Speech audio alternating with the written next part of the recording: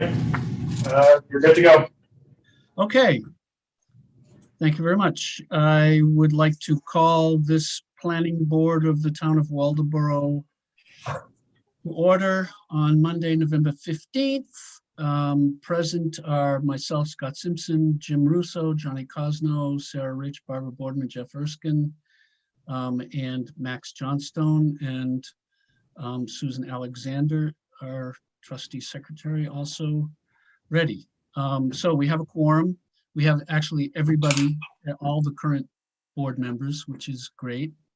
Much appreciated. For adjustments to the agenda, I would like to move the minutes, a review of past minutes to now. Are there any other adjustments to the minutes, the agenda? Okay, there being none, I would like to roll through these old minutes as quickly as possible, but as completely as necessary. The meeting minutes of June 9th. Attending were myself, Barbara, Jeff, Johnny, and Jim.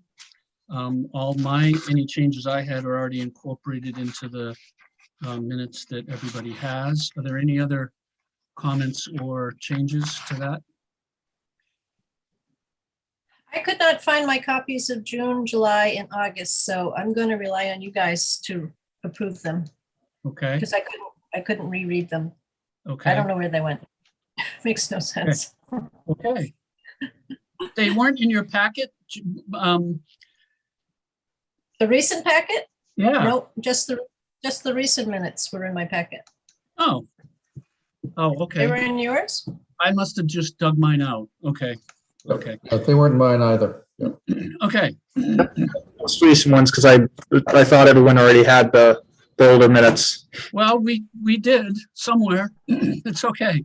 Are there any from those who have them and can recollect, or are there any changes or modifications to the meeting minutes of June 9th? That said, I would like to entertain a motion to approve these minutes. A motion to approve those minutes. Okay, motion made. Is there a second? Second it. Seconded by Jim. So I guess Sarah was not in attendance. So for those who were present, those who approve the motion to approve these minutes signify aye. Johnny? Aye. Aye. Jeffrey? Jeffrey, aye. Jim? Aye. And I vote aye as well. So those minutes are approved. I'd like to move to the minutes of July 8th. This was the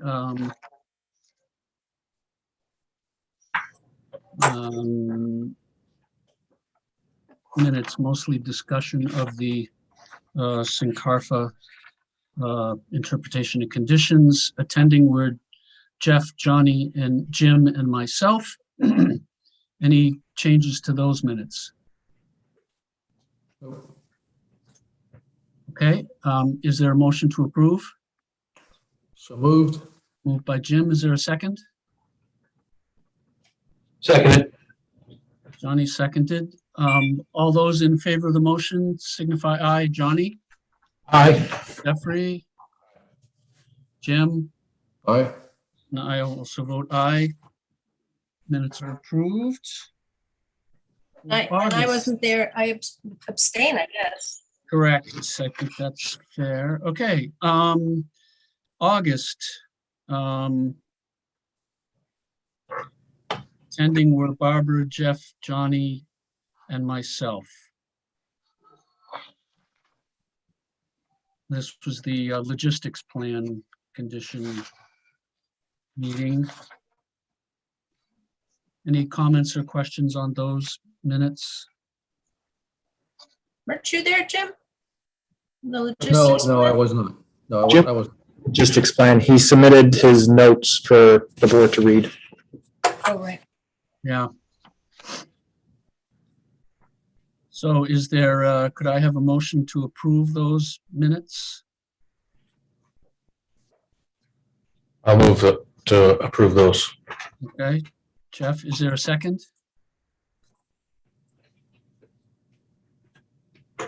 Johnny, I think it's on you. Okay, thank you. So all those in favor of the motion to approve the minutes of August 12th signify aye. Jeff? Aye. Johnny? Aye. And myself, I vote aye, and Barbara, aye. So minutes are approved. And now we have September 9th.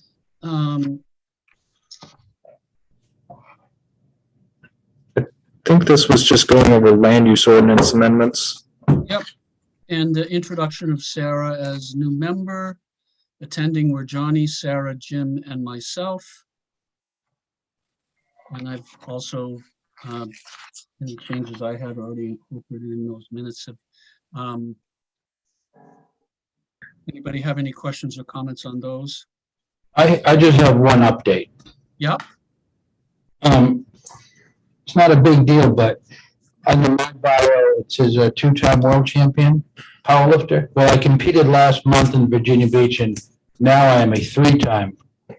Hey, congratulations. That's great. Just want to make sure it's above board here. Yes.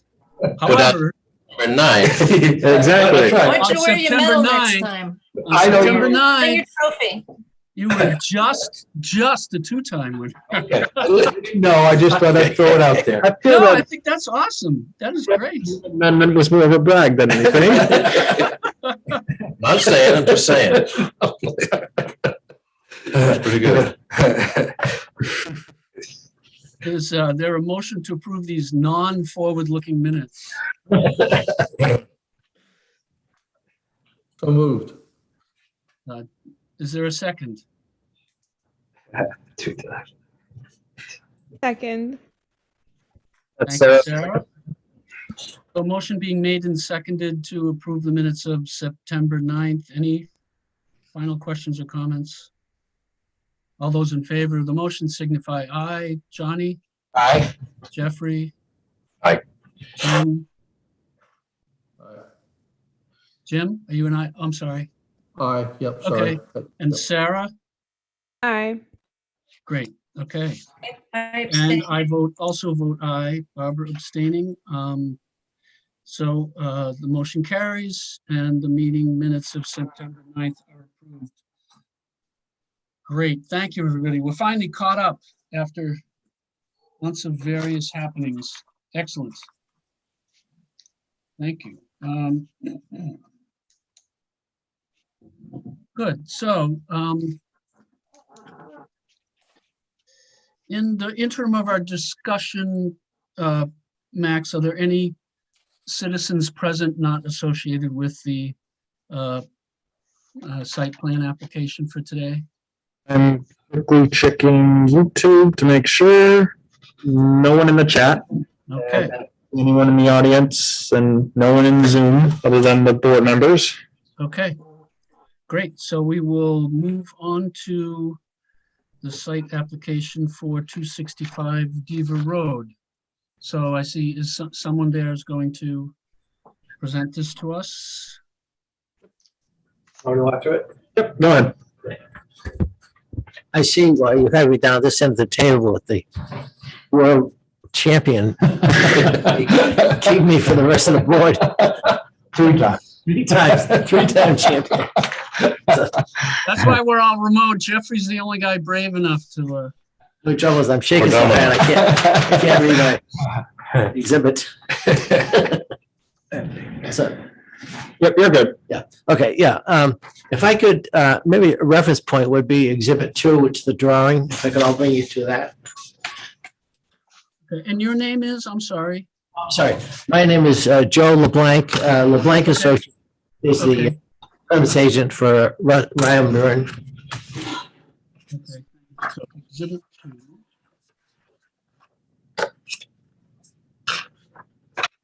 One C. Okay.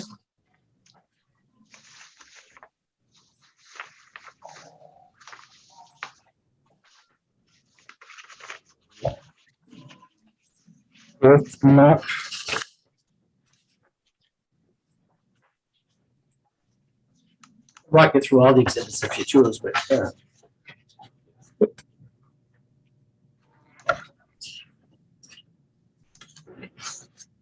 Is everyone on exhibit 2? Yeah, I am. Are we ready? Yep. Yep, go ahead. Okay, sure. Yeah, Ryan Byrne is proposing a pier ramp float and what we call a float haul out to store the float on in the wintertime. And I'll just describe it. It's a 6 by 130 foot wooden pier. And we have batter pilings at the end and the last 5 vents. There's a 3 by 40 foot aluminum ramp and a 14 by 20 float. And then for storing the float in the wintertime, we have a float haul out, which is near the beginning of well, it's coming up on the shore. The float has to be stored above high water under the DP regs. So we've been using this float haul out scheme to do it. It's basically 2 6 by 6 beams. And then I've shown a lot of bracing in between. It's up to the contractor, depending on the terrain, how much he'll use. But the float, we brought up at high tide or mid tide, you might say, and stored on the frame above high water. And that's about it as far as the structure goes. Any questions? I have a question. What is a batter piling? Okay, batter piling, your vertical pilings are the basic support for a pier. And then in an area where you may have storms or let's say storm carried material like a tree coming down, you protect the vertical pilings with angled batter pilings. Some people call them fenders if you are using it in a commercial operation. But they're basically at an angle, roughly maybe 70 degrees. And everything is chained down. All these pilings are chained down. Before going forward, can everyone hear Joe all right? Okay. Is this on? I don't know if it is. Yeah. Yeah, lights on. Everyone can hear him? Yeah, I can. It's my internet seems to be going in and out, but I can hear for pretty good. Can I have 2 more questions? Can I ask them, or Go does ahead. someone have a question at the table? Well, you can Okay. go ahead. 2 questions. Is this pier about the same length as the adjacent piers? It is, just about the same length. They both going across the same intertidal zone. Did you build the other ones? I don't build them, I permit them, but I didn't permit that one either. Oh, okay. So, I'm and sorry, how, I'm gonna differ with that answer. I believe that Parks Pier is quite short, but the pier on Wilson's Lot to the south is about the same length. I don't know which one the future referring to. I am, as I'm looking out of the water, it's the one to the left is about the same length. That's correct. okay. The other question I would have is there a rule of thumb for what becomes problematic for the distance between piers? Yes, Is that a state thing, or is that how do you look at that issue? the main thing is, as far as the towns go, it's usually the property setbacks, which is, I believe in your case, 25 feet, and we're 40. Okay, 30, okay, and anyway, we're 40. And then as far as the Corps of Engineers goes, they want to see 50 feet between floats. So that's the other. Wow. Yeah. It's actually designed to represent commercial lobster boat coming in and doing a turn and going out again. Oh, I have a couple of questions. Sure. go ahead.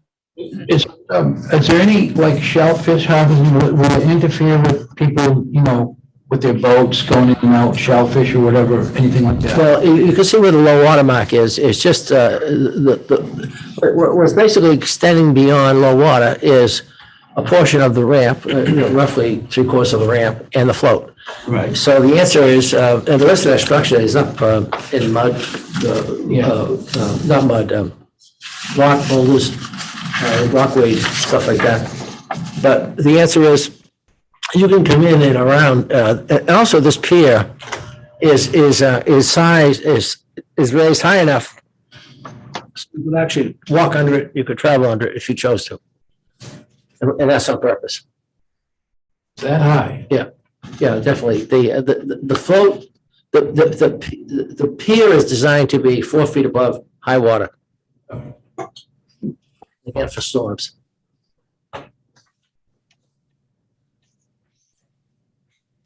So they're not really taking up much of a footprint once you get below low water. It's just basically a ramp and float. Okay. Only the ramp and float Excuse me. on mud. Okay. And how much vegetation, can you talk a little bit about what you have to remove at the top of the ramp for vegetation?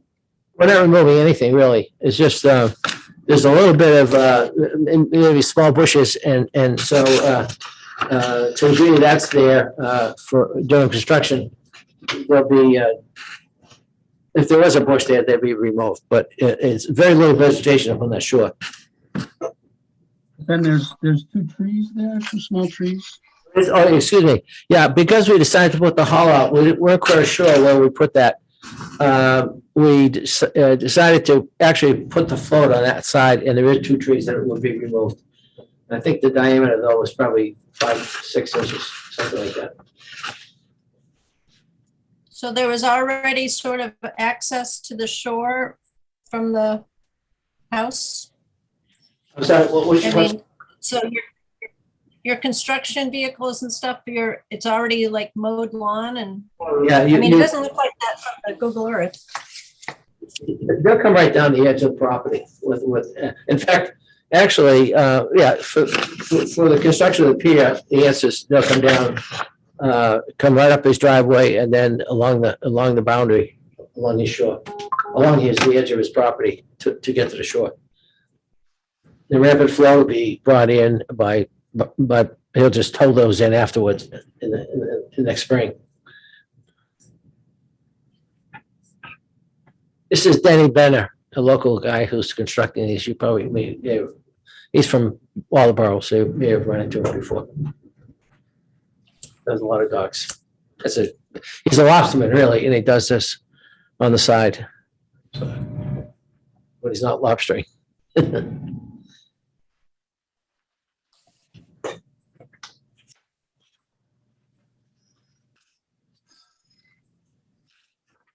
Todd, I've got a couple. Go ahead, please. The ramp haul out, Joe, is all of that permanent or will the lower parts of it come up when it's not being used to either pull the The float haul out Yeah. is permanent. It'll stay in there. I mean, you're dealing with a float that in this case is probably going to weigh 2,500, 3,000 pounds. And moving this without some kind of structure is hazardous, frankly. So we usually put a hollow structure in. Well, that's fine. That my question really was whether or not the lower parts of it were meant to be removable when the haul out wasn't being used. I've seen that done a couple of times. And this will be pinned to rock. It'll be pinned to ledge, so it doesn't move. It'll be permanent. Do you get involved with how the float's going to be secured in terms of moorings, or is that Benner's job? It's Denny's job, but typically he'll probably, I don't know whether he's going to use granite blocks or mushrooms, but he'll probably run 2 lines to shore and pin them to shore, and then he'll either do probably at least 1 or maybe 2 moorings out beyond the float in deep water, and they'll come in by 1/2 inch chain. How are the What's the pile material of construction? What are they gonna be made of? Piles of pressure treated wood, they're 2.5% CC. So it's a pressure treated, 2.5%. Pressure treated, what, like telephone pole type thing? They're 8-inch, 10-inch, or 6x6, or what? Idea. They're actually typically southern pine, so they can drive the pressure treating into the wood. And it's processed in which the wood is actually in chambers, and then they pressurize the chamber and drive the pressure treating into the wood itself. It's But these are, yeah, it wasn't so much the type of wood as the size. Oh, I'm sorry. Danny probably uses, I say everything's 12 inches, but they probably won't be that big. I say 12 inches diameter for the application purposes. But these things, he may do those. He may use 12-inch, given where we are. But they'll be that or smaller. How are they fixed to the surface? Are they driven into it? Are they pinned? Are they? Yeah, generally, if there's rock there, he'll drill a basically a 1-inch plus hole, drive a pin in, and then drive and then drill a hole in the bottom of the piling and set the piling on the pin. And then the beam that goes over the top of the, let's say, 2 pilings, each they call it a bed, but each location with its pilings, there'll be a beam that goes over the 2, and then they chain that down or pin it down with rock, and that's pintle edge too. It seems like the center lines of the piers are kind of close together at 10 feet. Most of the piers, even I live right across the river, and most of the piers on this side have more like a 20-foot center line or even longer. Is there any reason to have them so close? Have so many? It's up to the contractor. He is. I'm showing 10 foot on center. The maximum he'd probably go is 15 because they'll use 16-foot beam if they do 16. If they do 15 feet between. So Probably with regulatory agencies, we have to. We can't put any more material into these structures than what's permitted. So he can always go less, and he may do it. He may feel because of the location once he starts construction to go to a wider span between the pilings. It's up to him. That's interesting. So usually it's the other way around. You can do more but not less. In this case, you can do less but not more. In the regulatory business, that's right. It has to be less than the permit application. Okay. And the last one I have, and it's Joe. This one isn't for you. It's actually for Max. Did Abner weigh in on this? Does the Shellfish Commission have any issue with this location? Or I wasn't able to get input on this, but usually I would talk with Justin, the Shellfish Warden, to make sure that it's an okay from him. But I can either ask him or I can ask the Shellfish Committee if you want. Either way, I think we've done that typically. The last time we approved one, we got their input, and I think it would be worthwhile. I don't believe there's any active clamming done over there, but it's worth going through the motion. Yep, I can make that part of the condition. The other reason why I didn't do it, well, there was 2 reasons why I didn't go to the commission. One was because they don't meet every single month, or at least they never tell me when they meet every single month. So I didn't know if they were going to meet, and I didn't want them to meet specifically for this one application.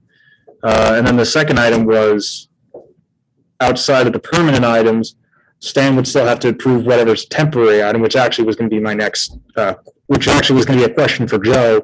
Other than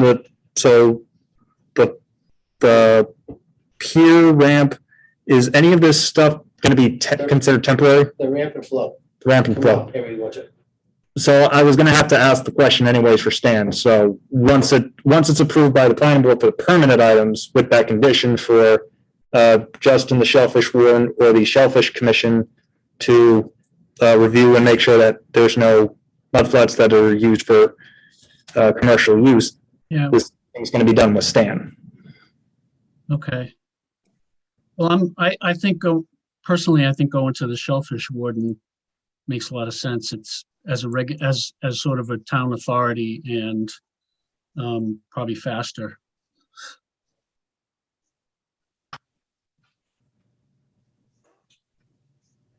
That's it for me.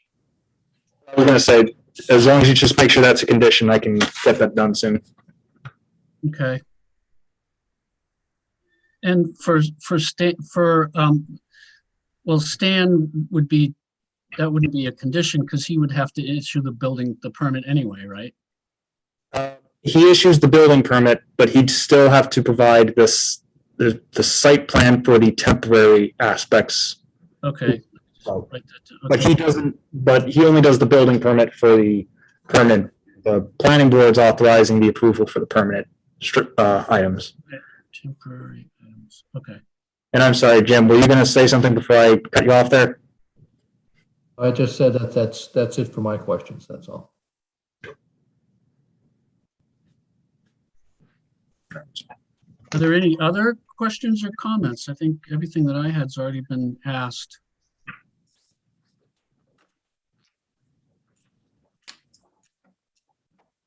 Okay, I'll take it back. When is the plan to be built? Construction timeline? Yes. Okay, yeah, we're doing the permitting in the winter, which we usually do if we can. And the construction may start on the permanent structures during the winter if the weather holds, if the weather's good. The objective is to have it completed for next summer. So the construction, the DEP and the Corps take about 3 months. And so we're essentially waiting for those permits before any construction can begin. So if again, if the weather holds, they may start this in the spring and have it done for the summer. Thank you. One last question. Sure. So I just saw there's a list of Native American tribes. Is there any historical provenance in that area? Yeah, what we do is under DEP regs and under the Corps of Engineering actually takes jurisdiction here. We notify the 5 Indian tribes of Maine by, in this case, we do it by email now. And then we send a written notice to the Maine Historic Preservation Commission. So everybody gets well notified. And that falls under federal rule, even though it's just, those are state organizations. The feds take jurisdiction, so the Corps is looking at all that. And that's the case of every application. Excellent. Just for context, are you aware of any instances where either of those organizations have objected in the town historically? We've had questions come back like you have, as tonight. Generally, these people are so used to these structures, we get very few questions coming back. Yeah. They're used to what they are. Thanks.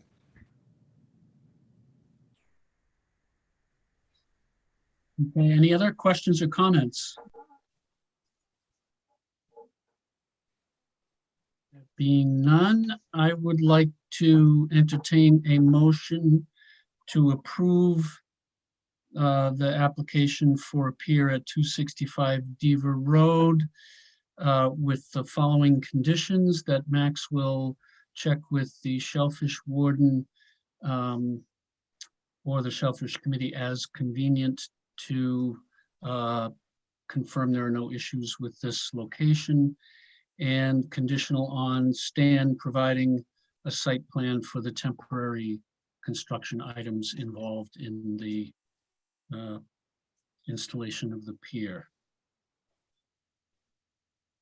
Scott, Okay, Max? may I make 2 more conditions?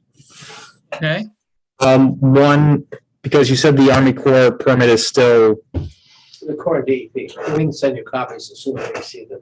right. So that was the third one. that would be the third condition, that it's all based on the state and federal permits that are still in the works right now. Right.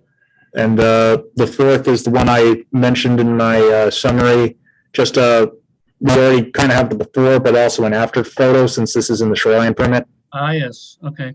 The state now has that new rule that anything done in the shoreline permit has a before and after photo. Okay. That's all I have. So, okay, so let me reword my, so I would like to, Scott, ahead. if I may, Yeah, go ahead. just before you do, as my Yeah. mind sits here and continues to work. that's a good thing. Max, I'm sure you went out to the abutters. Was there any feedback from either one? No feedback.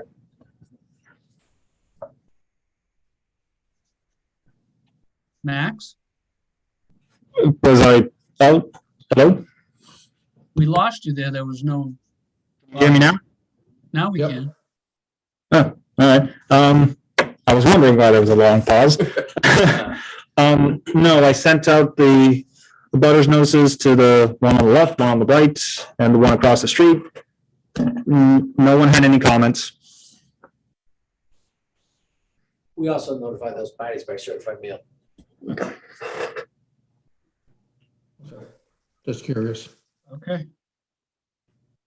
So I will reword, I would like to entertain a motion to approve the pier at 265 Diva Road, pending Max checking with the shellfish warden, Stan, the CEO, to provide a site plan for the temporary construction items, that all state and federal permits, copies are received by the town, and that before and after photos of the area, before and after the construction, are provided.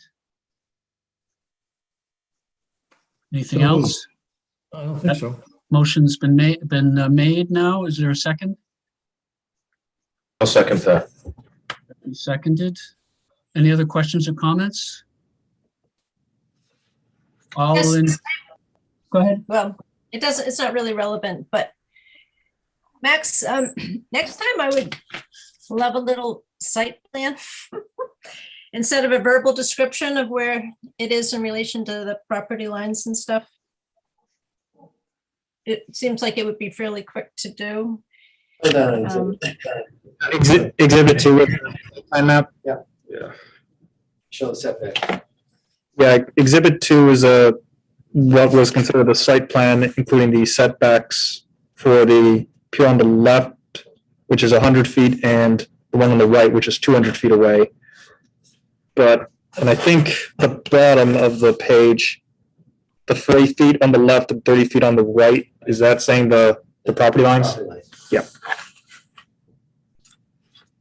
Which, Oh, the information, it's there. It's just a different kind of a right, it's scale not- map. I didn't do the map this time. Yeah. Well, the information is at least there in the application, so I'm comfortable with that part. But just as a notice to the planning board members, what I will do is I'll get a document that'll have that'll just have the conditions written out for your signatures, since I don't know if there's one that was in the documents, but I'll get that circulated. Great. Anything Where else? does this exhibit 2 say the 55 feet in the, In where the does it upper, say that? on the top of it, on the very top of the page, it says Madomic River Exhibit 2. Yeah, Right under Exhibit 2, it says 200 feet. yeah, that's to the pier, Right. not And to then the on the property. left, it's 100 feet. And if you go to the bottom of the page, above Yeah. burn map, on the right, it's 30 feet. And on the left, 40 feet. No, the written says it would be 55 feet from the eastern property line. And Nice. 50 I didn't see that on the exhibit 2, so I took a guess using GIS. So my summary shouldn't be taken into account for that one. Sorry for that. Is that where you're referencing the 55 feet? But again, because it's not I mean, this page is full of information and it's good. But Barbara's point of having like just a regular plot plan to scale of the proper dimensions would be helpful. Appreciate it. Avoid confusion like this. Okay, thank you. Great, thanks. Is that, so is that so- now a fifth condition? No, Oh, I don't think so, but I'm just saying it would be easier for all of us if we had such a thing. Because I think the information's there, so, yeah.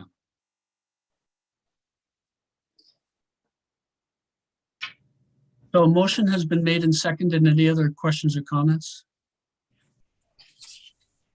All those in favor signify aye. Johnny? Jeffrey? Aye. Jim? Aye. Barbara? Aye, says Sarah, Aye. and myself, aye. Motion is approved. You're all set to go.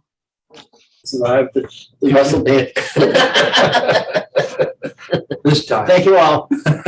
Thank you. Joe, before you take off, I've got one question of interest. Joe, I think I'm sorry. Joe, Yes. One question just of general interest. Mean high water. Right. I've seen everything usually off of mean low water. Okay.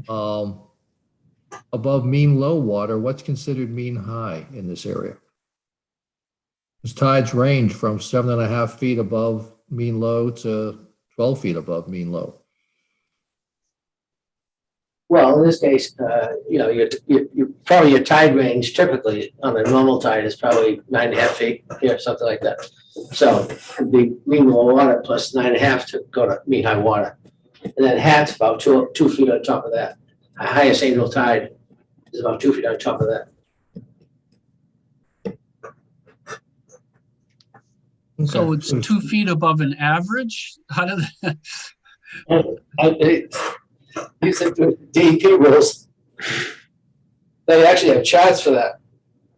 They take it's a computed model, and they take the mean high thing that you could track. You could go online and find that.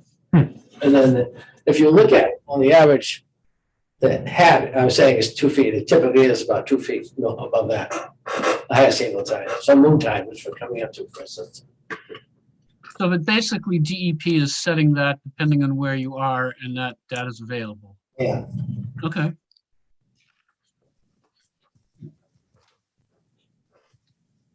Mean high water, you can tell because you go look at the rocks and you can actually see the stain. Mean high hat is you can't. Yeah, it's a black line. Yeah. All right. Great. Fair enough. Thank you very much. Very welcome. Thank you. Joe, I'll send you an email tomorrow just about like next steps and stuff. Sure. Okay. Thanks. Thank you, Joe. Good luck. Thank you. Thank you very much. Hey, For weight and age, so I don't know, compete against 20-year-olds. Is anybody else having bad sound quality tonight? It's going Mine's in and okay. out. Fine bad. Going in and out. Fine bad because, Compared to 6 months ago. Thanks for your help. all right, no problem, Joe. Thank you. Have a safe drive. Jim, are you hearing? Sarah, Susan, you guys hearing okay? I can I'm hear, but doing all I right. can't see. Ah, okay. Well, we can't see you either, Susan, so it's, But I'd like to be able to see you guys, Oh. and I don't know what's wrong. oh, I don't know. Maybe when you accepted the meeting, if you have to accept with video. I don't know. I don't understand your comment. I don't know about accepting the meeting. Well, when you signed it, you clicked the Zoom invitation in Max's Yes. email. Is that how you got in? When it comes up, it says launch meeting, and then it usually gives you an option of if you want to do video or Join with- just audio. I was able to see you for about 2 minutes at the start of the program, and I haven't been able to see anything since. Oh, Wow. that I can't answer. Sorry. Just going back to the sound questions, Barbara, can you just explain the noise or Well, Jim? you're literally going in and like, the words get dropped. I hear a few words. It's very, like echoey. Everybody? It's or just the- unusual. Everybody or just the town hall? It's mostly the town hall. No. Mostly? It is the town hall. Oh, okay. Max, I think your your mic in particular is kind of hot. So like I think when it gets too loud, it might cut out. That's a guess. I'm Oh, not sure. well, I moved the mic right underneath me, so hopefully that'll improve it. I hope. That did help the quality of the sound. Yeah. Okay. Okay, so I would like, So Susan, Go ahead. excuse me, Susan, to fix your problem, you may want to sign off and sign back on again. I'm sorry, I don't know how to do that. Do you have time to explain it to me? I think for tonight, we can just, as long as Susan can hear us, we should be able to move on, and I can help Susan out outside the meeting. And Susan can listen to the video afterwards, right? Right. She can watch the video afterwards, right? I don't know. Is that true? That the video will be available afterwards? This is being live streamed, so the moment the meeting's over, you can go onto YouTube and it should be available online. I hope you're right. That's scary. yeah, that is scary. Okay. So, land use ordinance amendments. There have been a number of these that we've talked about a few times briefly. I would like to finish off what we can. And so before with the exception of, from my point of, this is just my point of view, I just want to throw this out to the board, how we want to handle this. If everybody's had a chance to look at it, most of this up until the middle of page 5 that were in our package are things that we have discussed before with varying degrees of detail. Then after that, we had a brief discussion, I think, last meeting. In the middle of page 5 starts the schedule of dimension requirements. From a personal perspective, I am not prepared to go over that in detail because I haven't had time to do the background work, number one. Number two, I'd like to have a color copy of that because it's clear that there's some cross-outs and there's some adds. And what I really want to be able to do is go through the existing table and compare it with what Max is sort of proposing here. And I don't feel quite prepared to do that tonight because I think it's important and I think we should do it, but I think it deserves like a meeting at least to go through that. I agree. Any other comments or questions on that? Yeah, on the last section specifically or in general? Whatever, but either is Okay. fine. I'm just trying to. So I wait. think I missed a meeting where you started talking about this stuff. I'm okay through page 1. I have a couple specific comments. Before, in within the first 5 pages. Yes. Okay, so I just want to make sure everybody is on board with that strategy that we try to cover, and actually the last couple pages, because we talked about mass gatherings, but I'm hoping that we could go through, I'm proposing that we go through most of everything that's in here, given this, how much time we have, but postpone this schedule of dimensions requirements, a detailed discussion, at least go over it so that people know where we're going. Is that okay with everybody for tonight, or does someone have a different way you'd like to attack this? Works for me. That's fine. Okay. Okay, so if you have some questions or comments, Barbara, on the first, because I believe most of these first 5 pages. Yeah, sorry to make you redo this. No, that's okay. No, But, okay, so page 2, add the following on page 10-29, halfway down the page. Right. Container storage, shipping containers and storage issue.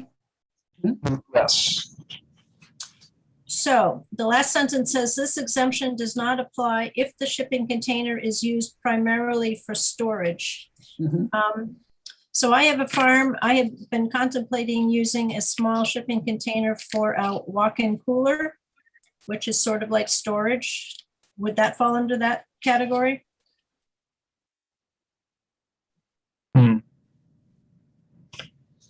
Walk-in cooler. Right. I think. Not a shipping container. I mean, it could make it look like put a little roofy doofy on it or something, but Would we say like commercial storage then? Like, because the intent is to, it's probably not even that. agricultural storage. I mean, I don't know, what's a refrigerator? Refrigeration. I mean, so in other words, basically you want it to not look like a shipping container. Is that the gist of this paragraph? Well, the intent is to avoid a situation that we had back in January, where the coffee can wanted to take an old shipping container and transform it into their thing. Right. It was back and forth of, well, it's a shipping container. It still looks like a shipping container. It's just being modified. So I think that was the intent. That's what we want to avoid in the future, where someone uses shipping container, but it's not being used for, people usually use it as for like debris storage or actually storing goods that are going to be transported on it. So Yeah, I don't have a suggestion for how to phrase that, but it does seem like you're no, run into problems. Barbara, I could make the argument that repurposing the shipping container to use as a walk-in cooler is a repurpose.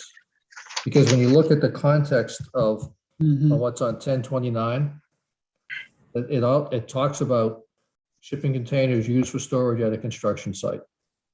You got to site them properly. They can't be ugly and sitting right on the edge of the street. You got to get rid of them 30 days after construction is done. I mean, that's the content of what we have currently for shipping containers. Yeah. And I would Right. say if you're going to use it as a walk-in cooler, you're repurposing it for commercial use. And Yep. the first sentence applies in this one, not the second one to your Right. case. The commercial use. Okay, Yeah, I think so too. I agree with that interpretation. okay. About that. So I'm not 100% clear yet on the drive of this, because let's say this shipping container that's on a construction site, some of them are brand new and have clean, fresh paint and they look fine.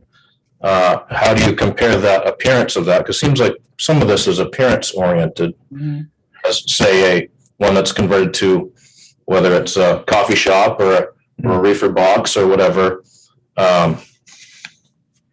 When those things are all closed down, they look the same, whether you're storing cash or construction materials or food or, I guess I'm not 100% clear on what the drive is of this based on that. So the purpose is more about how if someone's doing construction or if someone needs it to store debris, it's not just sitting there for years and years and years, whereas most people, they just have a dumpster in the back. But the shipping container is more of just there to quickly get something on and then it's moved off. If that makes sense. So it can hang around as long as it's not, as long as its purpose is not storage. Right, and even then, I think it's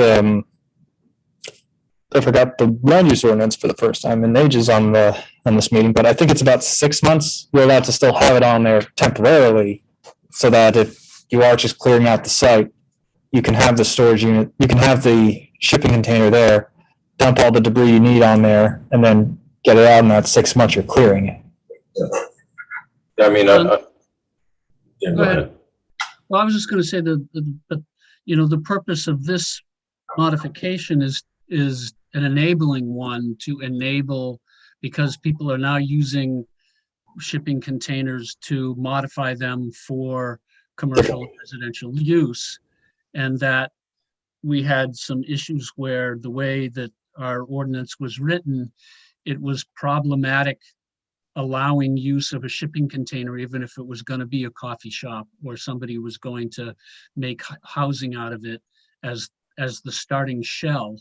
And that's where the repurposing came in. So the purpose of this part of it was to enable people to actually do things, even though they're starting with a shipping container. Does that make sense? Yeah, I guess that, I think it's still a little vague though, like what the position is on shipping containers for agricultural use. I think that is like an increasing trend that people use them for storage on farms and or repurpose them, and that's not necessarily this like, are we trying to avoid using them for storage or trying to avoid putting debris in them and just leaving them for long periods of time? Like, maybe we could try to differentiate between those two things. I don't know how often this comes up, and obviously it's probably better to be more restrictive than permissive, but it seems like it could I don't really know how to interpret this in the context of Barbara's question still. Yeah, I didn't look at the rest of the shipping container paragraph that this goes adjacent to either before launching into this. I think that the original intention is not to have shipping containers be a problem for neighbors and have them sit around for years and never move and devalue property because it's visually not attractive. So I think that was the starting point. Is that correct, Max? That's a fair guess, because I think it's an appearance thing. it's an appearance thing, because I think it's still in the same section as manufactured homes. And when that whole section was made, it was 2005, and those were the three categories where I guess there was an issue back then, and people didn't want that to keep popping up in town. So if you look to what's actually there now for shipping containers, depending on where it is, but it's the beginning of it is shipping containers, mobile homes, and buses are not permitted for use as outdoor storage on lots in residential use. So it's pretty specific. Yeah. Is that their use is limited to storage of goods, products, and materials that are manufactured or assembled on site. So for non-residential or mixed use, temporary storage of goods, products, and materials that are manufactured or assembled on the site or used in manufacturing and assembly on the site, it's basically indicated it's allowed. So Yeah, I think that answered my question. Yeah, that's pretty clear. I think what we could also do is in the first sentence, it's but for this new language, it says shipping containers that are significantly repurposed to change the primary function from storage to a commercial or residential use. We could say commercial, agricultural, or residential use shall be exempt from restrictions of this section. We could say that just in case. Yeah, What does that leave as what wouldn't be exempt then? This exemption, Just commercial, residential, and agricultural. What other area wouldn't be in Just- that list? just storage, pretty much. So residential storage is okay. Or no storage period. That's what it is. yeah, Mm, but in the down. beginning, it's saying the shipping containers are permitted for use as outdoor storage. I think before we, so now I'm questioning this last sentence there. I think we should all, I think we should postpone this and all of us read. It's section 1023. Me that too. starts on page 1028 and goes over to 1029. I think we should all read this. And, because part of what our problem when we had the coffee house application too is some confusion about it. And I think we just got to make sure we're doing this right, because I think we want to enable other uses, but we ought to be careful about adding words if we're not all. I'm not claiming to be as familiar with this section as I should be to change the language. Scott, I agree. I mean, if I've sat here and read it 3 times while we're talking about it, and it all starts with 1023.2.1, which tells you where you can use them. Yeah. And then we pick up on the last paragraph in that whole section, which says for construction use, you're limited to 6 months. You got to get it out of there within a month after construction is done. But we do say that you can use them in non-residential mixed use. And maybe the issue there is that it's limited to certain parts of town. Yeah, it's Maybe zone. that's something to look at. Okay, let's So, do go that. back to that next time. Yeah. Yeah, Come back to that. Okay, so my next troublemaking thing I'd like to raise here. The bottom of page 2, travel trailers. Right. Why are we limiting that to 3 months and not 4 months? With global warming, we can be using things for 4 months now. Why is it so limited? 3 months was just picked back then.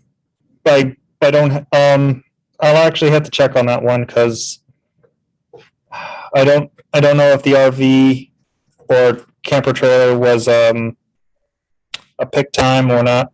I think the reason 3 months was chosen was because I think people were using it as they're coming up and they're staying in Maine for the summer. And so that was the 3 months, June, July, August. And then September, they're going home to, or going back to, or going south for the winter, that type of thing. I think that's why 3 months was picked. But I can check on that. Okay. yeah. but the change we were making here was to add tiny home. You're right. Everything else is the same from what it's always been. But Right, why but why can't we consider doing it 4 months? I mean, middle of May to middle of September is 4 months. Well, while we're looking at that section. I'm open to that. I always struggle with numbers that are essentially arbitrary. I think There another, ought to be some, something a little bit more substantial about why that's important. I understand a lot of it's arbitrary in terms of setbacks. It's just an appearance thing and the quality of life in the town and that kind of thing. But I'm certainly open to changing that. I think it might also be in the shoreland zone. I think it restricts camper trailers to 3 months. I'll check or recreational vehicles to 3 months. I think that's what the language says. I'll double check that. Okay, Okay, And I think the other reason why they're saying 3 months, which I don't think is well conveyed here, it's making sure no one's in a camper trailer during the winter. Yeah. Because- sure, yeah. Okay, page 3, the 1036-1, the safety standards of tiny homes. Would you be able, Max, to send anybody who's interested? I'd be interested. The last line, it says, "and life safety for recreational vehicles." It says tiny homes must comply. I'd like to see that, because I know that sleeping lofts and tiny homes seldom have, at least if it was a building, have proper fire egress. The windows are always too small.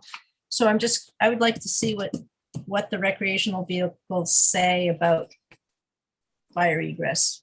So am I sending the American National Standards, or am I sending the I don't national? know, where is this, what is this based on?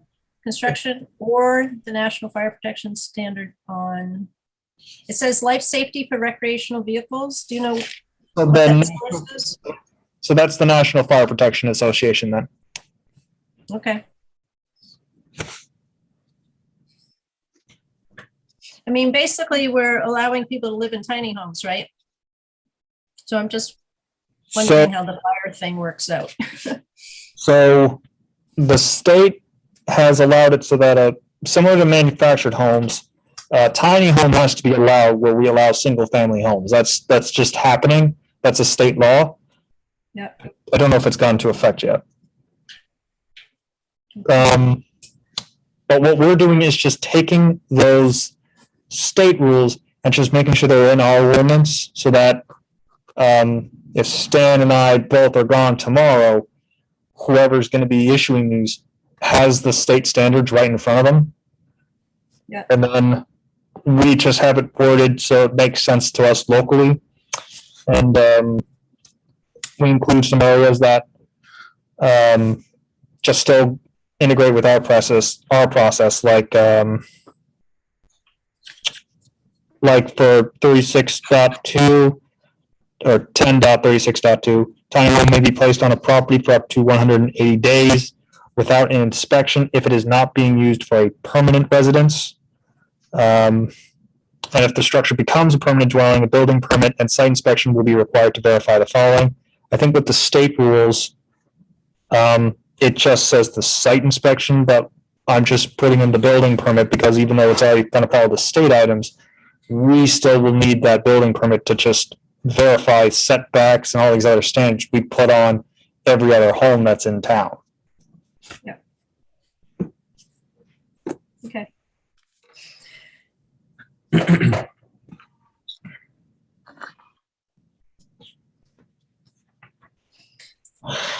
Okay, so I was good going through the rest of this, and to page 5, we talked about campgrounds, large and small. Should I just quickly go through pages 3 and 4 with all those new lines first, or do we want I to? thought you'd already done that, okay. no, you No. can do that. Yeah, I do have one thing from page 1 first, Yeah, sure. which is at the bottom of the 3rd section, amend the following section on page 3.3. The last sentence, failure and a butter, it should say failure of and a butter. Son of a gun. How does that happen every time? All right. Failure of an abutter / resident to receive a notice shall not invalidate the public hearing, nor shall it require the board to schedule a new public hearing. Okay. Okay, so what do you want to do, Max? So I'll just quickly go through the did we lose Jim? No, okay, he just cut the video. So just very quickly, This document is just taking into everything that we've talked about previously. Everything that's not underlined in all these new sections, they're the ones we've gone through multiple times. And I think the last meeting, the board said, we're good on these. We don't have to worry about them anymore. But what was it? The shipping container argument probably means otherwise. So pages 1 and a majority of 2 aren't really being changed. The only exception for 2 is that travel trailers I just included or tiny home, but that might have been a mistake. So I really have nothing until we get to page 3. Okay. For page 3, location of a tiny home, it shall be permitted to be placed or erected on an individual house lot where single-family dwellings are allowed or as an accessory structure, subject to all applicable land use requirements as single-family dwellings or as an accessory structure. I'm just highlighting that this is coming from the state language right there, LD 1530. Okay. And then for the new section 10.35, renewable energy structures for commercial use. This has been back and forth with because of the Sincarfa application. So the state of Maine approved LD 802, an act to ensure decommissioning of solar energy developments, which I know this was a topic we kept discussing in the past meetings about who would handle decommissioning plans and bonds. This act actually requires new solar developments to go to the Maine DEP to have their decommissioning plans approved. And they have their own standards set, like 24 inches below ground, and I think it's 48 inches below ground if the land used to be used for agricultural uses. So with that note,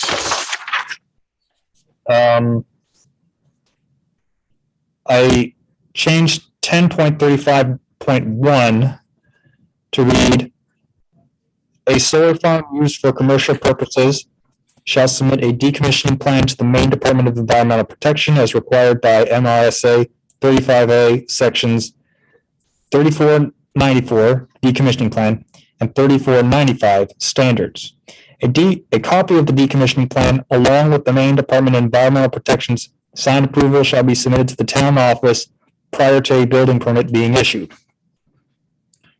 Because that's what we're doing with Sincarfa right now. And then I add, for all non-solar structures, a plan shall be submitted to the town of Waldeboro for when the area will either cease, not ceased, to generate power or abandoned by the owner. The plan shall entail, and then it leaves in the items that were going to be used for the decommissioning plan. But it includes the language that the state does require as well. So, for example, 10.35.1.4, remediation plans for the site to restore natural vegetation or vernal pools that were potentially impacted by the site. The removal must include equipment and materials up to 24 inches below surface level. That's part of the decommissioning plan standards the state has for solar farms. And 10.35.1.5, budget outlining the cost for removing the structures and restoring the area to pre-project conditions. This amount must demonstrate the applicant accounted for inflation at the earliest period this project is expected to end. This budget must be updated at least once every 10 years. This was based on comments from the board, as well as paraphrasing some of the language set by the state. And then 10.35.2.2, this is a new item for the performance guarantee. If the financial assurance is inadequate based on the update as outlined in section 10.35.1.5, the applicant shall supplement the amount within 1 year of the update to address the difference. That was based on that's similar language to what Denver Scott recently passed for their solar ordinance. And that's the updates I had for the decommissioning plan. I don't know if you want to remove everything and just essentially say for solar projects, this is what the state now requires. So get the state approval, or if you want to leave all this stuff for anything that might not fall under the solar ordinance, the solar decommissioning plan the state has. In case there's a non-solar renewable project. Max, I got a comment. Mhm. Who is the ombudsman or the overseer of, say this is all true, who actually checks to make sure everything in here has been done and is applicable to the standard? Say the person, the company goes down 12 inches versus 24. Who actually checks that to make sure they're in compliance? That would be the code enforcement officer.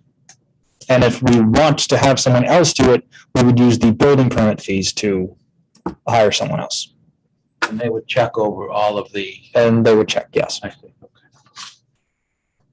And that, if you want that to be an item, I'm sorry, Scott, if you want someone to inspect that, you can mention that, and that would be included in the proposed language. So, sorry, Scott. Well, I was going to say, I think that having this language in the ordinance is helpful for us and future board members, rather than just saying, follow the state stuff. I mean, this is helpful, that in any kind of case where we would be approving another application in this area, it makes sense to have, I think this information is useful. Yeah.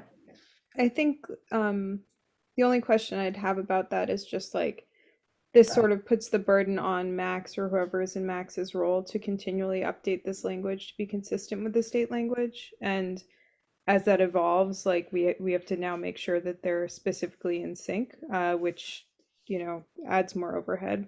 So it's a little cleaner to Good just point. refer to an We've been external through document. that. Yeah, we've certainly been through that a number of times with changing to match up with the state. What do you think about that, Max? So when it comes to a commercial solar farm like the Sincarfa one, what the would do is just follow 10.35.1 and submit the decommissioning plan to the state. And then for 35.2, it's the same thing. They'd be submitting their plan or bond to the state, and then we would get that. So for a solar project, like a Sincarfa one, we wouldn't be updating this frequently because they would have to just, actually, unless you were talking about MRSA 35A and all those sections being amended every so often. Is that what you're referring to? Yeah. Yeah. So like the regulations about how deep you have to remove structures up to, and like all of these other kind of specific guidance that you're saying you took from state language. Well, no, in that case, for all non-solar structures, and that can be changed to make it more clear as well. So for the commercial solar farms like Sincarfa, that just follows the state rule. And if the main DEP signs off on it, then they're all set. But this is as if it's Oh, I see. I'm sorry. right. So okay. That language I only made similar to what the state or what other towns have done for a solar ordinance, so that if the state does change it frequently, we still have those standards set in place. If that makes sense. I guess I would ask if there's like state documentation for non-solar structures that we can similarly sort of like refer to. I guess I'm hearing that there's a state process for solar projects, but not a state approval process for not solar projects. So we have to, I guess, have our own. Is that true? I'll check on that. Okay. Because I think because we do have We do have language for small wind farms, things that generate up to 110 kilowatts, but we don't allow anything over that. And I think all that leaves would be like water or hydro, geothermal, biodiesel, I think. I don't know. I'm honestly trying to think of all of them right now. Yeah. No, I appreciate that. That helps. I'll check with the state. Okay.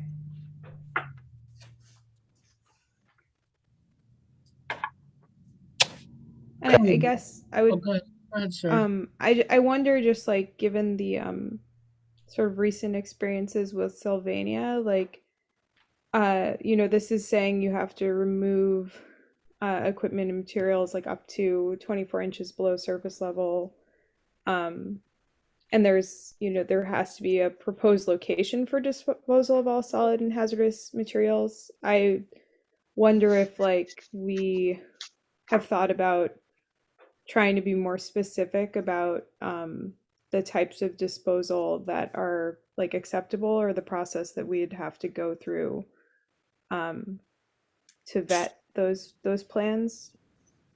So, sorry for cutting you off. So that in 10.35.1.3, that does include the applicant must also comply with all government regulations regarding waste disposal, so that it has to be something that meets US EPA and Maine DEP standards as well, so that they're not just dumping it next to the river or anything. Okay. Yeah, no, that totally makes sense. And maybe it would be, I don't know if there is ever the case that, like, a municipality will be even more restrictive than those regulations in terms of saying there are particular types of disposal that we don't want to have, even if the state allows them in general. We're allowed to be. Sorry. We're allowed to be more restrictive. Yeah, so I guess this is like a much bigger conversation, but I just I just wonder about if we wanted to consider inserting any kind of language. But obviously I would require expertise in this area, which I certainly don't have. In a way that problem is kick the can 25 years down the road for it to be solved. There's going to be a lot of stuff to be recycled at that point. Mm. Yep. All right. I think that is the. So based on the comments, I will look into the state language to see what they have for other renewable energy structures as well, to see what they have for language on that. And then I'll also see what can be done for more restrictive language regarding waste disposal. But that was it for the renewable energy. And then Excuse me, Max, just for a Go ahead, second. Jim. I think the gist of the conversation with Sarah, and I tend to agree with her, the more we can simply, as you have in 1035-1, refer to what the state requires, the easier it's going to be to update the document. And regarding the remediation, not the remediation, but the waste disposal, you may want to consider something along the lines of, as a minimum, applicant must comply with all government regulations. The town of Waldoboro reserves the right to impose stricter requirements as necessary. It could be as simple as that, just to say that that's the minimum.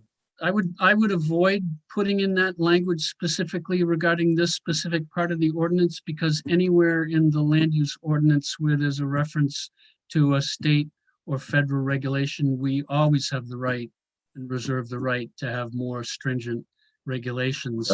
Perfect. I think if we put it in one specific place, then you're opening up the argument of somebody wanting to, if we want to be more restrictive in another area, we'll say, well, you said that over here, but you didn't say that over here. I think it's a blanket thing we're allowed to do. But I thought we had to do it explicitly in the land use ordinance. Yeah, Jim, are you talking about a specific project? I mean, to be more strict for a specific project or for this type of, overall for this type of project? Say specifically for a given project, we may decide that for a given project, that's simply conforming with the national regulations isn't good enough. We want to go a step further.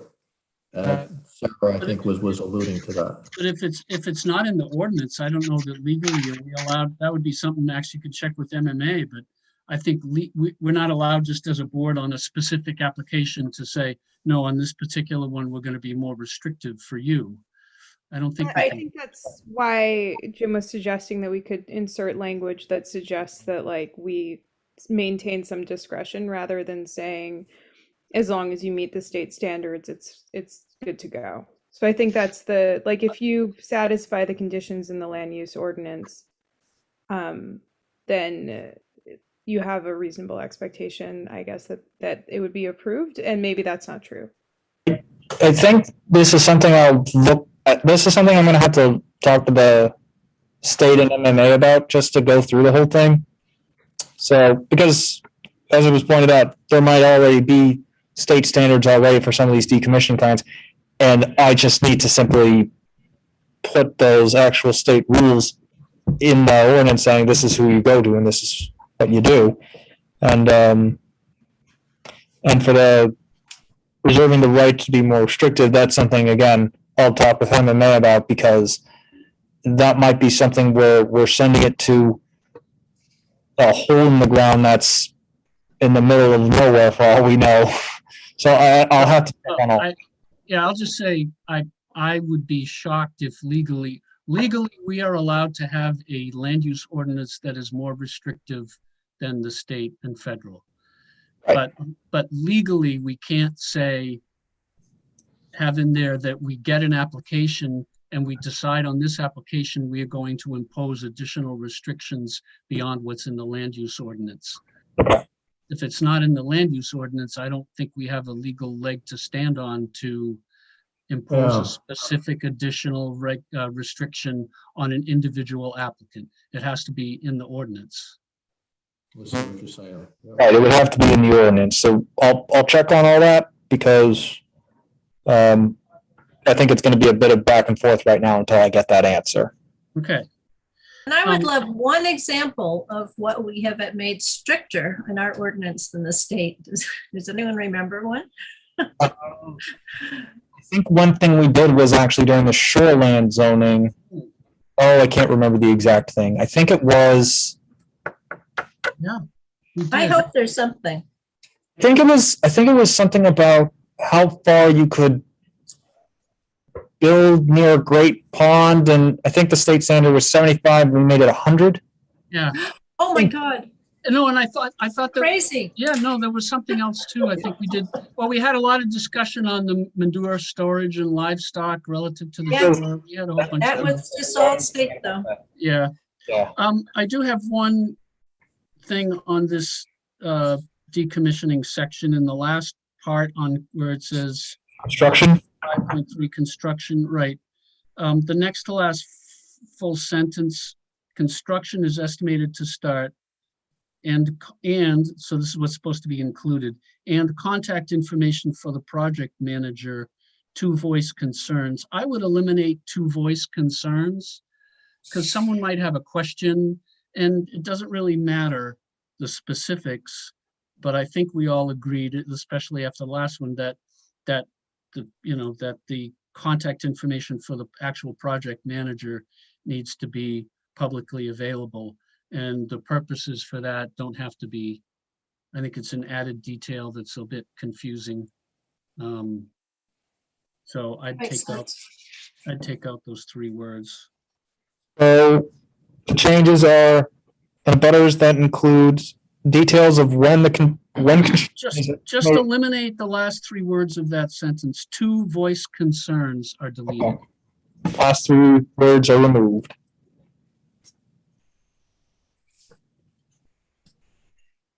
Okay. So what did you have next, Max?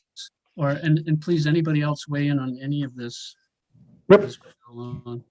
I didn't have anything else on page, well, technically I didn't have anything else on page 4. Everything's going to be on the next page for amend definitions. Okay, That's, that includes the definition of tiny homes. And that's old 1981 state language. And then the next two are campgrounds large and campgrounds small. This was something I think, Barbara, you asked me to include a while ago, because we do have the different definitions for the campgrounds in the specific standards, but we don't have them separated in the definition segment. Ah. So that's why those two are included in the definitions. Okay, great. So can I ask you one thing about, from memory here, because I didn't have a chance to look it up yet. When we're describing the campgrounds, or we're talking about 50-foot setback from a property line, do we have screening language in there? Do we talk about screening to the neighbors for some of these properties? Because 50 feet's not very much. There are still the buffer requirements. I don't have the ordinance in front of me. Actually, Jeff, is that it? Can I see the ordinance? Thank you.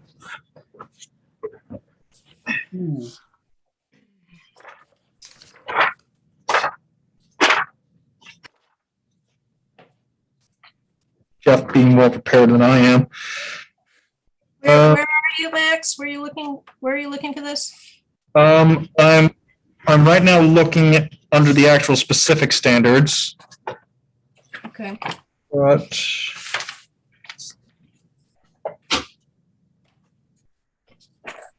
so there's no specific standards for buffers for a campground, but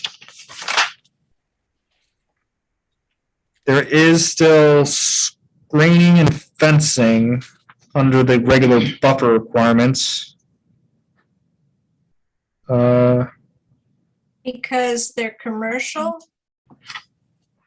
Is that why the buffer would get kicked in? Right. And it's a small campground, so it's a business, so it's commercial? Right, and also there's, this is in general performance, page 7-1, section 7.1.2.6. Or no, I'm sorry, hold on.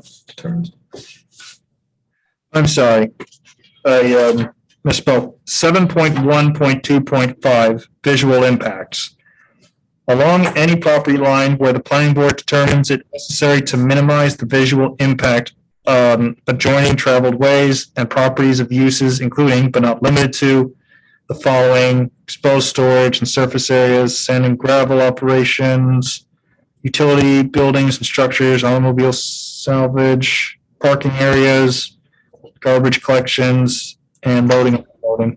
I'm all over the place. So there's that one for the parking for the campgrounds. But are you talking about like the actual campsite? Yeah. I mean, I have a big camper thing parked suddenly 50 feet from your property. It can be Right. a little kind of in your face. I have a very naive question to piggyback off of that. So does this mean that this would already have to be on a property that's already zoned for commercial use? Or is this about like something that is zoned anyway being approved to be a campground? Sorry for that ignorant question. No, it's a very good question because it's. So when you're talking about, I'm sorry for asking. So you're asking about someone who wants to take their property and then make it a campground? Yeah, like I purchased some land in the town of Waldoboro and I'm coming to the planning board and saying I'd like to make this a campground. everything will obey all of the things that are in this part of the land use ordinance. Like, are there zoning restrictions then that apply to me having the campground, or is it just that I'm satisfying the things in this ordinance, in this part of the ordinance? There is a zoning restriction. Okay. I believe a small campground, so that's up to 10 units, are allowed on the rural, Route 1A, and residential districts. And for the larger ones, so these are over 10 units, those are only allowed in, I think, the rural and Route 1A districts, but not the residential.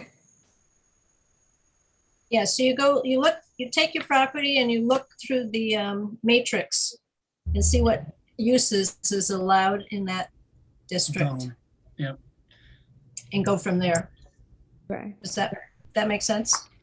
I think so. Yes. I think I understand how to look. I think it's just, it's helpful context to know like what, whether or not this is like sufficiently restrictive has to do with where it can happen. And so I think like the question about even a small campground, that's a pretty big change for a residential or even a rural location, depending on where the residence is relative to the property line. So even 100 feet, like I would personally be pretty bummed out, I think. So Yeah. I mean, I think it's just thinking about it from that perspective. I don't know that, like what, I don't know. I guess if, but just as a regular property owner, you could put a bunch of utility sheds 30 feet from your boundary. Right. Like, so why?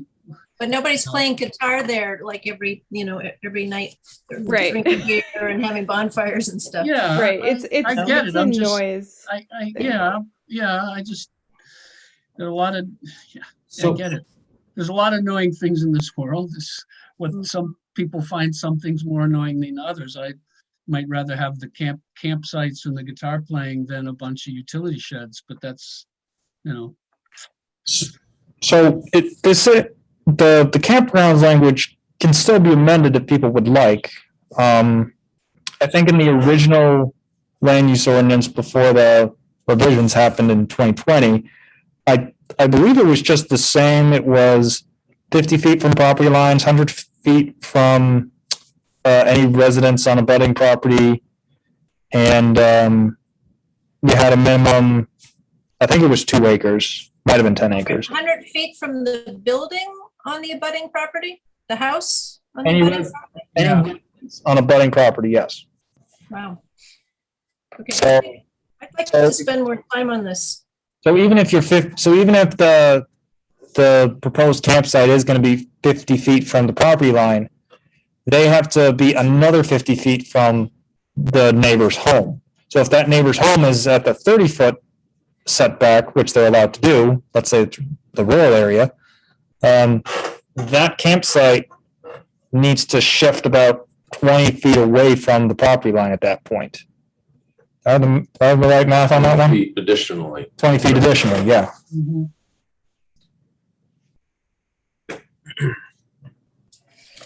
But again, that language can be amended, the language for the campgrounds can be amended further while we're still doing this whole thing. If that's something the board wants to consider. Can you remind me what we're shooting for finalizing these things date-wise? Are we trying to get this in June? That'll be a fun conversation later, actually, because June was a planned timeline, so have it ready by April so we can put it through the machine, or have it part of the machine so we don't have to hand count the whole thing. If it's done later, it's done later, we do the hand count. So June would be not. April would be nice to have this done, and that's actually part of what I was going to talk about with the dimensional standards. we don't have to do the dimensional standards now if we think it's going to be its own big Gordian knot. We have Gordian knot. Gordian knot that we're going to have to deal with. We can leave the dimensional standards to a different time if we'd like, if we think this is going to be enough already. Do you have an application for next month? Do you have anything coming through? Not that I can think of. Well, let me add to that, the confusion of this question. I was saying before that I think whatever we're ready to try to submit, we should probably try to do. So I think April is a good target.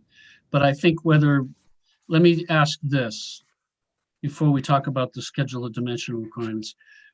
One of the things that we're going to have to do is, for those of you new to the board, when we have changes to the land use ordinance, we discuss it, we approve it, it generally goes to the select board and they consider it. We have to have a public meeting where the public gets to provide input. And then we finalize what's going to go in to be voted on by the town. So with the tenor of our conversation about some of these and thinking about us as a board having to present this to citizens in the town meeting, I would propose that before this went to the town in a town meeting, that these changes to the land use ordinance be provided, like you would have the full section of text of the section that you're modifying or adding to, and then like red letter, here's what's different or added.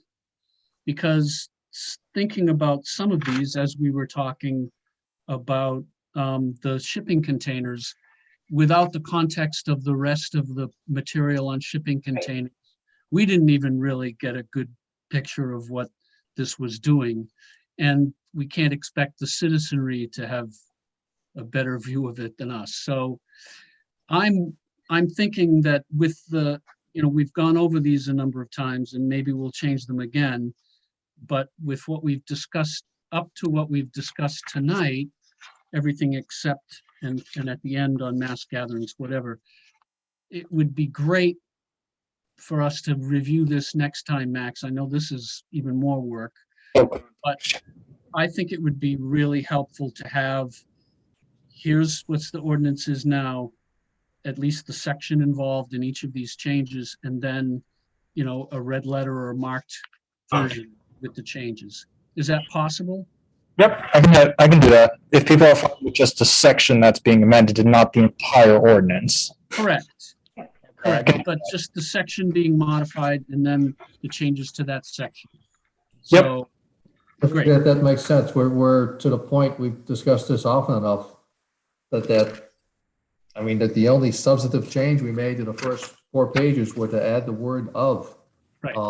I think we all agree to content, and now let's just see how it presents in context. And it's a good final check for us to see it in context ourselves and make sure that we got it right. So good. Okay. So go ahead. Yeah. So if you don't mind me just finishing off the last few bits. So shoreline zoning, we kind of brought it up with Joe today. I'd just be including the photographic recording application. That's language you see straight from the state, so not really doing anything too different there. The requirements, as I say, if we feel I feel that might be, originally the whole point of this was to be, these are the things that are kind of messing with us the past year. We didn't have a chance to do with 2020, so it's good to go back and fix that up as a simple, clean fix. The dimensional standards, the dimensional requirements might be its own beast that we have to handle on its own, because from what I've noticed, these standards haven't really changed for over 15 years. And I've noted in them, like, there's some of them that make us so restrictive compared to the rest of the region. Like the road and side setbacks, we're almost double what every other town would require. With the exception of, I think, one rural area in Rockport. I think they're aligned in a similar way for the rural area. But that might be something to just talk about on its own, so we can ignore the dimensional standard items. Well, so what I would propose for next time is if we have this sort of red letter version of the specific sections of the LUO with the changes, and we have all of those for everything except this dimensional requirements, but then also have that available for the dimensional requirements, so we can start talking about that next time as well, because we may be able to get through the other parts of it relatively quickly if we have it ahead of time. And then that would give us time between now and the next meeting to really understand what you've given to us here in terms of the dimensional requirements. May I ask, in that context, the light, there's underlined stuff here and there's stuff here that's clearly a different color, and I'm not sure what's what in the table. Yeah, I don't know why the printer never lets me print in color for the first one. Okay. Well, if you sent that to me electronically, I can look at it, or you could send another version to us with the other stuff when you get it completed, that and figure out a way to do it in color. That would help. All right, I'll make sure to send out the red letter version. And so the last thing I had. Well, let me just add to that. I'm sorry, Max. I would like to see. I know this is red letter and you're showing changes, but right. you can't see what it was to begin with. Right. So I would provide a copy of the original table and this new marked up version in the same package. But the original table's in our land use ordinance. I know, but I like having the doc, especially if we're going to be mixing and matching and comparing and scribbling. I don't like to mark up my LUO, but I would like I could make a copy of it, but I just think it's having everything in one place for everybody is helpful. I'll put the two tables on the same page. Right. Just so you're not going back and forth on a line. I'm excited about possibly making things more dense where there's water and sewer, town water and town sewer. Yeah. Well, and rationalizing, because as we talked in that, Barbara, I don't think you missed this, but some of the stuff, one side of, like, right near Route 32, one side of Route 1 Right. has very different requirements than across the street. And Right. it doesn't have a whole lot of sense to it, so. Well, Great. Um, So, Max, did you have something else? I mean, and before we, well, the last two things, I'll go with the dimensional standards first. The other reason why that won't have at least a June, bless you. The reason why that might not have a June deadline is because right now I'm working with the select board to possibly do an infrastructure project to expand sewer and water along Route 1 and develop a specific lot that's currently zoned 1A, but if we were to get sewer and water there, I would almost try to encourage having that zone differently, just because with what currently is allowed there, we would want to have stuff different. So if I get that grant, I would definitely want to amend the dimensional standards, possibly even putting that lot into a different district on its own. So that's the other reason why I'm saying the dimensional standards could probably wait a while, because that might be a task coming to the planning board anyways. And so we can get it. You could always change it again, Max. And I guess if we're going to make specific allowances for if there's sewer and water, then we could write in any lot which currently doesn't have sewer and water, but gets sewer and water would move. I mean, there are ways to handle that ahead of time. I'm saying it might be bigger than just moving it to one different district, it might be making another district for the whole land use matrix. It's something that's going to have a lot more public discussion in the future. That's what I'm going to get at. Well, I think it's still then, if we have time, it behooves us to all get a lot more familiar with what we have and potential changes to it, excluding the good news that you're talking about. It sounds like it's going to be good news. Forward thinking we can about being inclusive of that is a good idea. So the last bit I did have, I was contacted by Peggy and Ron Davis, who own the Madomic House. That's 124 Friendship Road. They want to have the Madomic House turned into a spot that'll have overnight accommodations for 8 to 10 people, 5 rooms total. Our current ordinance wouldn't allow something like that because an inn, which by definition is the closest thing they're talking about, wouldn't be allowed in the historic village. Peggy asked if the planning board would consider amending the ordinance to allow this type of use, hotel, motel, inn in the historic village. I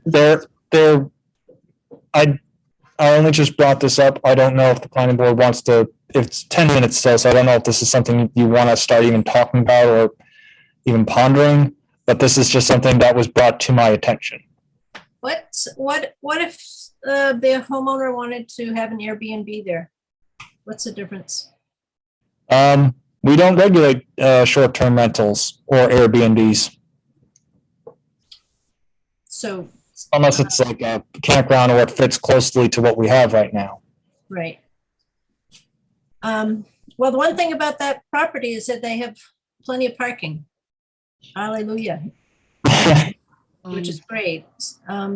But that's, so a lot of people are doing Airbnb and stuff and nothing regulates them, and people can have, if they're doing their whole house, they can have eight people in some of the houses. So that's my question. What's the difference and what do we think about it? It usually depends on what the person, how many rooms the person has and what, it's a scale pretty much. Like for example, there's one person who's doing an Airbnb, but they're advertising them as campgrounds or campsites. So we did tell the person, well, you can't do a campsite because that's a campground. And so that's not an Airbnb anymore. You have to get approval as a campsite or a campground. And they tried to make an argument of it. No, because this, and this. And I tell them no, because you're providing fire pits, you're providing actual tents and cabins, like you're a campground at this point. That you're the definition of a campground.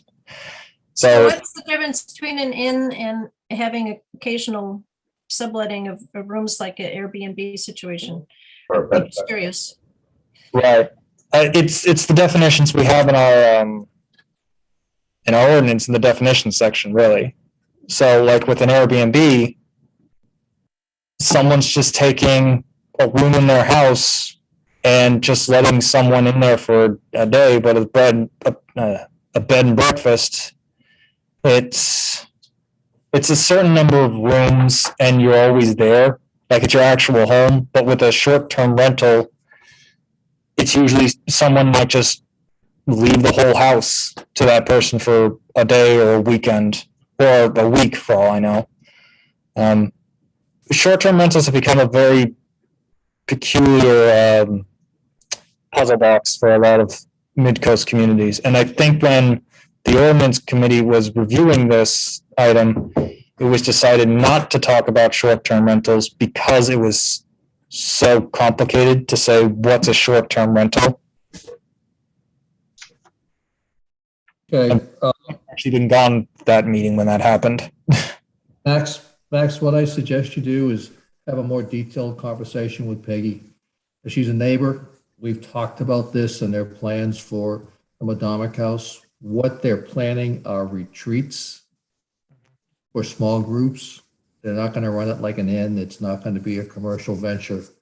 And I think if you get more details on what they're looking for, or their true planned use, there might be a way to make it possible for them without resorting to trying to fit it into a hole it doesn't really fit into when you're trying to make it an inn. So, That's not, so Peggy has actually talked to me a bit in depth about the whole project, and there's some things I am able to configure around and get around. It is that overnight accommodations item that I'm pretty sure does fit in with the inn idea. But I'll talk with her more. I'll talk more with Stan and get his thoughts on this as well. Is that kind of like a school? Didn't we talk about it like a school in this kind of format before? Where people come for short stints? An education center or something? I don't know. Then again, it's also. I think it's worth thinking about this, and I guess I would change this about this. If she's asking whether the planning board would consider amending the ordinance, I mean, to me, the real issue is what would the town want in this case? I mean, for me, I mean, if you go back a couple hundred years, I can imagine how many inns were in downtown Waldeboro. And I could understand why the ordinance doesn't want like a hotel or motel maybe, but again, it comes down to aesthetics about what the historic village is. And if you're not changing the building, And you have on-site parking. and parking are really the two primary issues, I think. Yeah. So I think this is definitely worth thinking about and talking about some more, because I think that it just seems to me that automatic disallowance of an inn in the historic village doesn't ring right to me. But how do you frame something that's fair and doesn't open it to being abused is worth thinking about.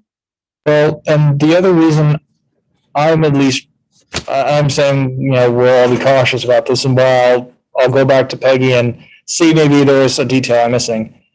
And the other reason I'm scared to just say short-term rental is if I say that the Madonic house is going to be a short-term rental where 5 rooms are going to be available for people to just do this, then all of a sudden I'm going to have a lot of people coming to me wanting to do like hotels, essentially saying, well, I don't have to do a hotel permit. I can just say I'm a short-term rental person. And that's a slippery slope I need to avoid. So, right, which is why I think we ought to think about this. My personal feeling is that it would behoove us to try to avoid the specific circumstances of one person wanting to do a specific thing and figuring out how to work it in. That we ought to think about this first on the 30,000 foot level is what would we think the town would support and want and not support and not want in the context of inns and rentals and stuff, in the historic village is a way to keep it from being a huge Pandora's box. But I think this is worth thinking about, and try to be general first before we worry about, I don't want to tailor anything to a specific applicant. It's just not a good precedent to set. Right. No, it's almost late, so I'll be quick on it. This was just a notice I got, so I didn't expect the board to take any action tonight. I'm just saying this was brought to my attention. And from Jim's comment, I'll talk more with Peggy and Ron, and I'll see if I think there might be a way I can get this not included in the ordinance. And I think combined with what I said with the dimensional standards, getting involved in the matrix is probably going to cause more headaches than anything. So I'll try to find a way to get this off the agenda. Max, the other thing to bring up in your conversation with Peggy, I know that they're well along with their establishment of a nonprofit for the Madonic House, and I don't know if you can have a nonprofit inn or motel or guest house. That also seems to be a bit of a conflict in terms of the zoning, but anyway, I know that's their intent. Hmm. All right, well, I'll work with them more. It's 8 o'clock and Okay, everyone's getting to that point. okay. Thank you, Max. Much appreciated. So you did want to say something about winter procedure? Right, just because we do have some new members and just as a refresher for everyone, usually whenever the town office is closed due to snowstorm, that means all the meetings are usually canceled that night as well. That's usually been the standard. If the town office is closed, I'll send out an email to everyone and just say the town office is closed, so no meeting tonight. If there's going to be a storm happening at night, usually what I do is I reach out to Scott and I ask him if he wants to cancel the meeting. And then I'll call everyone, not email, call everyone and say, hey, storm's coming. I got the call. We're going to cancel and reschedule for another time. Does anyone have any issues with that procedure? Does anyone want to do anything differently? Or we could Zoom and rather than cancel and miss something, we could Zoom a meeting. Is that what you're saying? Right. Well, I think the issue there would be like power, like if it's a bad enough storm that the town office is closed, people might not have reliable power either. Or internet down, which, yeah. Right. Yeah. I guess The call at each occasion. That's the call each occasion. right. Usually I'll call whatever number people have given me, either from their applications or just over the years, people said, stop calling me on this number. Please try and call me on that number instead. So if you want to update the phone number, just tell me. But it could be a Zoom meeting if people want to do that. Like if the town office is closed and then everything's sunny and bright and beautiful by 1 p.m., we can do that as well. But I don't think it happens that often, and we'll just plan a storm date or storm rescheduled date. Okay. But, Good for me. so everyone's fine with Scott as the chair making the call on last minute cancellations? The boss. All right. Okey-dokey. And I'm going to always inform the applicant of that as well. Yep, this is going to be the date, but if there's going to be a snowstorm, I'll give you a call about possible cancellation. Perfect. Anything else? Do we Just a still have, reminder. What's that? do we still have the fourth Thursday of are we meeting Thursdays? Yes. So Yeah. do we have that backup date still kind of set aside for makeup meetings? Or do we just go to the next month? Like if there's an applicant, So that's a good question. So second Thursday is what we have now for regular meetings. I don't know if anyone wants to determine a backup date or if you want to just. is the space free the last Thursday of the month? Yep. Okay, well, it's something to think about. It's a backup. Yeah, I think that's far enough away. Yeah. We can play it case by case. Because people's schedules too, so.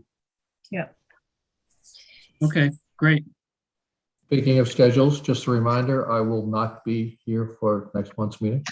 Hope you're someplace warm and wonderful. I'll be in the Galapagos. I'll be very warm and Oh, wonderful. cool. Nice. That sounds great. Wonderful. Oh, isn't that special? Have a great trip. Well, Forward to it. this was, this is exciting. We've got 6 members now and everybody was here. So I certainly didn't expect that to continue. Hopefully everybody else can make it. It's good to have as many of you, each of you. It's important. Everybody's contribution. Have a great trip. Jim, is there any other comments from board members? Okay, could I have a motion to adjourn? So moved. Motion made. Is there a second? I second it. Motion made and seconded to adjourn. There being no debate on a motion to adjourn. All those in favor signify aye. Johnny, Aye. Jeffrey, Barbara, Jim, Sarah. Aye. Great. Thank you, everybody. Thank you, Susan. Thank you, Max.